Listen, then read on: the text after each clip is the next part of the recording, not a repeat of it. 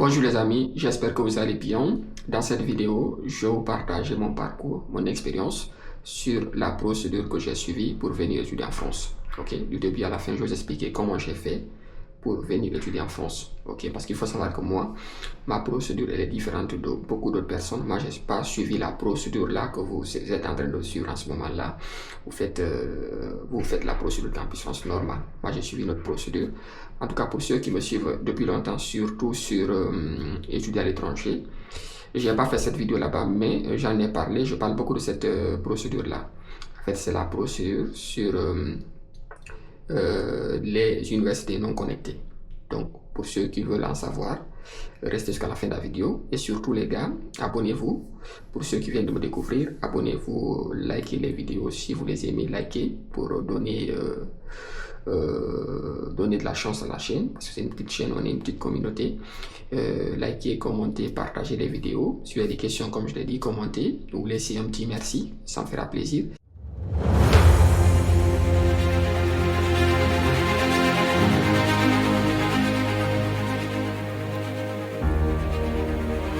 En fait, comme je l'ai dit, moi je ne suis pas passé par la procédure normale. Je ne suis pas passé par une procédure entre guillemets dite normale, la procédure classique que vous connaissez. Quand je dis classique, c'est dans le sens où vous passez par Campus France, vous postulez, et Campus France envoie après l'entretien vos dossiers aux universités et les universités examinent vos dossiers et vous envoient les réponses. Soit c'est des acceptations, soit c'est des refus. Donc, c'est la procédure classique. C'est la procédure qui est la mieux connue pour venir étudier en France. Et moi, je suis passé par une autre procédure. C'est la procédure la moins connue, passer directement par les universités non connectées à Campus France. Déjà, c'est quoi une université non connectée à Campus France? C'est des universités qui sont en France, qui sont reconnues, mais qui ne sont pas sur Campus France. Donc, vous postulez à cette université, vous devez directement passer par les plateformes des universités, vous soumettez votre candidature en respectant le calendrier. Et votre candidature sera étudiée. Il y a des universités qui vont vous demander de payer des frais de dossier, il y a d'autres qui ne vont pas vous demander. Et si vous avez des acceptations, vous prenez votre acceptation, la lettre d'acceptation, vous allez sur Campus France, vous créez votre compte, vous remplissez et puis Campus France va examiner l'acceptation et après, si elle est authentique, Campus France va vous demander de payer des frais de dossier et de passer l'entretien. De toute façon, vous allez passer l'entretien. De toute façon, vous allez passer par Campus France, mais soit vous passez directement par Campus France, soit vous passez indirectement. Et moi, je suis passé indirectement par Campus France parce que, je m'explique, lorsque je devais faire la procédure Campus France, j'ai eu des soucis. Donc, je n'ai pas pu postuler à temps. Voilà, moi j'ai commencé la procédure. Je voulais commencer comme vous vers octobre-novembre, mais j'ai pas pu le faire. J'ai commencé vers février. Donc au mois de février, je voulais vraiment faire ma procédure.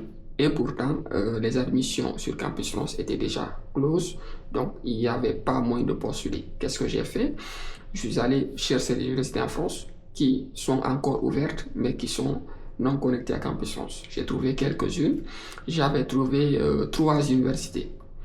C'était 2 universités publiques et une université privée. J'avais pas les moyens de payer les frais de candidature même pas les frais de candidature, mais les frais de scolarité sur les universités privées parce que c'était aux alentours de 6 000, 7 000, 5 000, 6 000, 7 000. J'ai oublié en fait exactement la somme à l'époque. Il fallait payer ça. Si toutefois vous avez une admission, mais j'avais pas les moyens de payer ça. J'ai privilégié les 2 universités publiques. L'une d'entre elles, si je me rappelle bien, j'ai postulé vers mars, dans le courant du mois de mars. Elle ne m'a pas demandé des frais de dossier. J'ai postulé là-bas. Et ensuite, j'ai attendu vers avril, comme ça, j'ai postulé dans la seconde université où j'ai payé des frais de dossier, mais c'était aux alentours de 20, je pense que c'était aux alentours de 30 €. Donc j'ai payé ça rapidement. Cette université, j'ai eu des problèmes techniques. Il y a eu des problèmes techniques sur la plateforme. Du coup, ma candidature n'a pas été étudiée en ligne. Du coup, ils m'ont demandé d'envoyer mon dossier par mail. J'ai envoyé tout. Et puis, j'étais un peu pessimiste parce que il y a un problème technique. Je me disais que c'était pas, je pense pas si j'aurais des acceptations parce que j'ai pas suivi la procédure là. En fait, j'ai pas postulé directement sur la plateforme. J'ai envoyé ma candidature par mail. Donc, est-ce qu'ils allaient étudier mon dossier, même si on m'avait dit après avoir payé les frais de dossier que ma candidature serait très bien étudiée comme les autres. Mais malheureusement, j'ai pas eu d'acceptation dans cette université.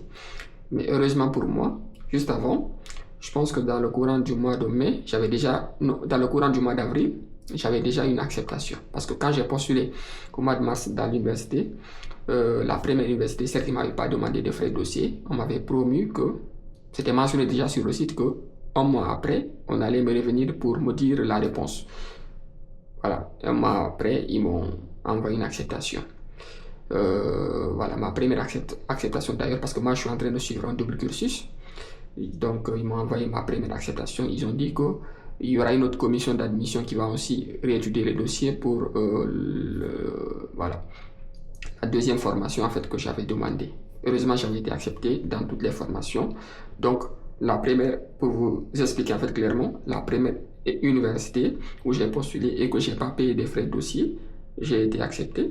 La seconde université où j'ai payé des frais de dossier, j'ai pas été accepté parce que il y a eu un problème technique sur la plateforme, donc ma candidature a été envoyée par mail. Je sais pas si elle avait été étudiée ou pas.